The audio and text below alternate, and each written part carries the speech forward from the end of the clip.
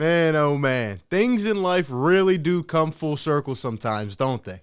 Don't they? Man, I don't even know how to start this one out. 2-5 to the Atlanta Hawks. Let's talk about it. Perfect.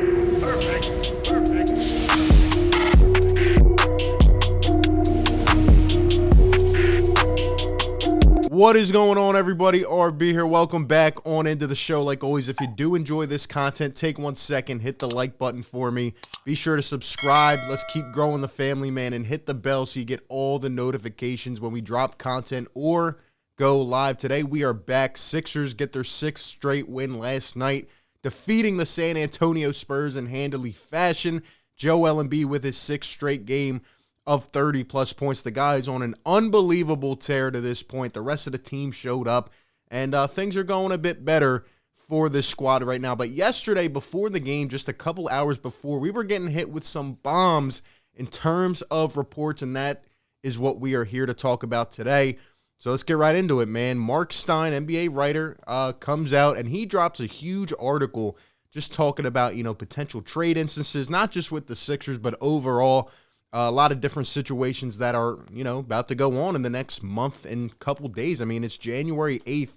We are almost just 1 month away from the NBA trade deadline. Let's just say things are about to get very interesting. But this is the first nugget he puts out. Quote, "It was suggested to me this week by one league source to keep an eye on Atlanta as an emerging suitor for Philadelphia's Simmons," at the Stein line. Now, first and foremost, let's just look at this picture. The fact, things really do come full circle sometimes. I can't believe it. Look at this picture again. I just want to, preface this for a second. Look at this. I still can't believe he passed this up. I still can't believe it, man.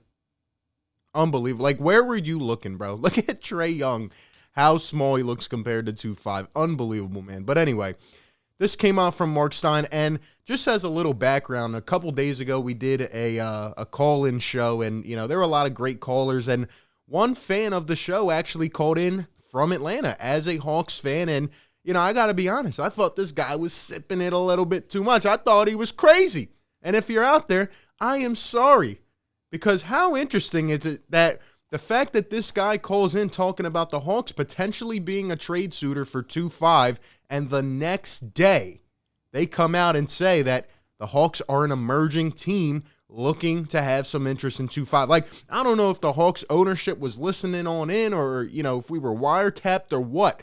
But anyway, I'm actually going to play the clip real quick, just chopped up a bit from what this guy was talking about. So, I'm in a bunch of Atlanta Hawk groups, and, we was discussing some trades because our general manager went on our local radio station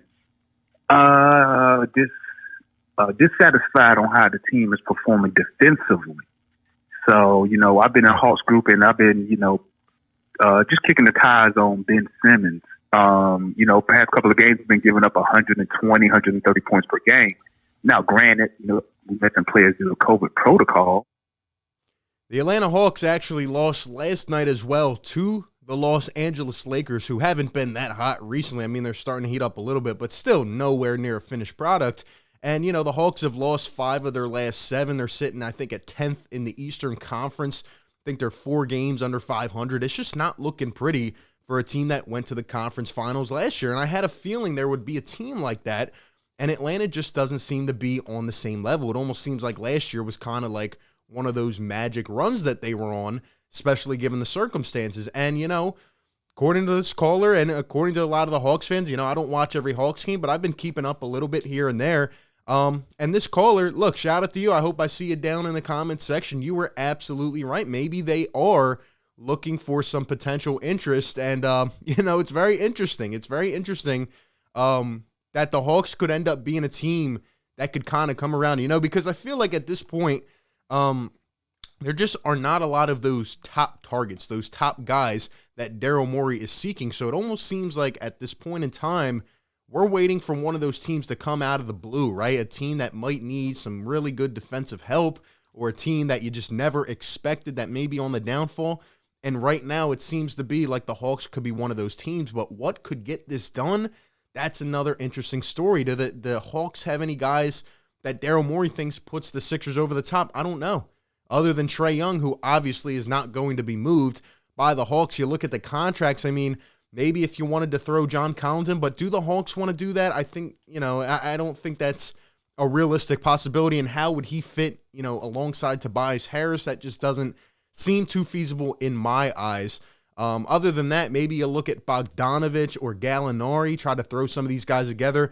Obviously, the other day with the caller, we talked about Cam Reddish. There's been a lot of talks. Is he going to get traded? Is he going to get extended?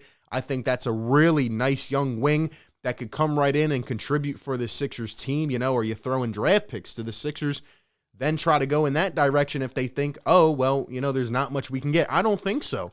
I actually don't, because we'll talk about it in a second, but there's a lot of talks thinking that this could even go on the entire season. Do you go for DeAndre Hunter, Cam Reddish, or someone like that and settle for that in picks? Or do you wait and still try to cash out on that top player? The thing is, it's really hard given this point in time because, he's not coming back. 2-5 is not coming back to this team despite what everybody thinks.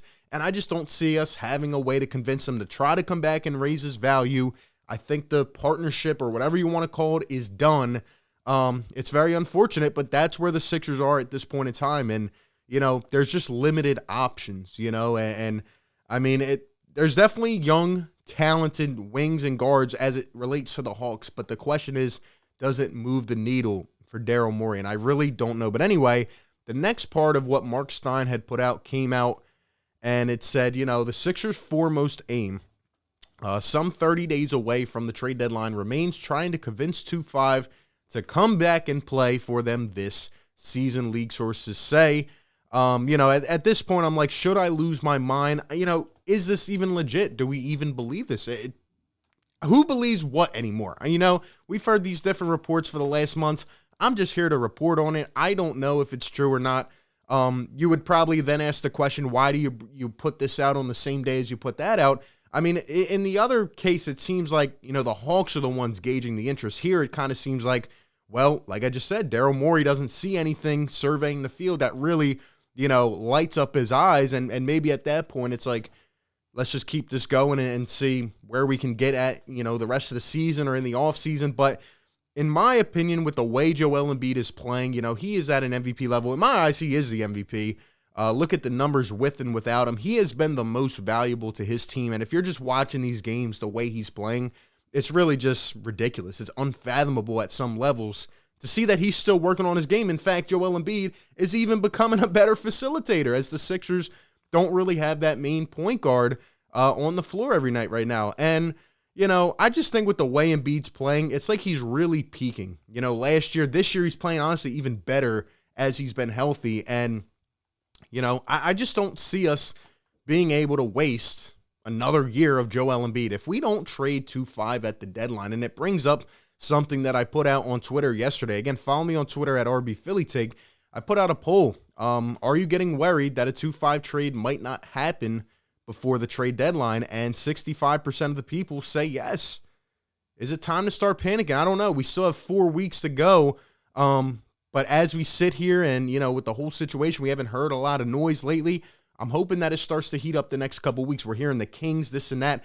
By the way, another thing that could happen with the Atlanta Hawks is maybe a 3-team deal. I feel like we've said that every single trade scenario. Maybe, the Hawks send Cam Reddish and a couple picks our way and maybe another bench player, and then another team sends something that they think, in Daryl Morey's eyes would put the Sixers over the top. I don't know. There's a lot of deal scenarios to be made, but the next 4 weeks are really going to tell the story. But let me know, do you think that it's time to start getting a little bit nervous about this whole situation? Do we keep this going on the rest of the season? I mean, I think that would just speak so many volumes to Joel Embiid and the fans in terms of where we're at. I think that would literally be disrespecting Embiid and his greatness this year. He needs help. This is the time, in my opinion, to push it all in, go get it done, and you got to make something happen, Daryl. Like I said, and people think that I just hold him on this golden standard without any criticism. All I'm saying so far is that his hands have been tied. But if we go this deadline and no moves are made, well, guess what? There is going to be some huge criticism coming from my way. So, Daryl Morey, you have to get something done, man.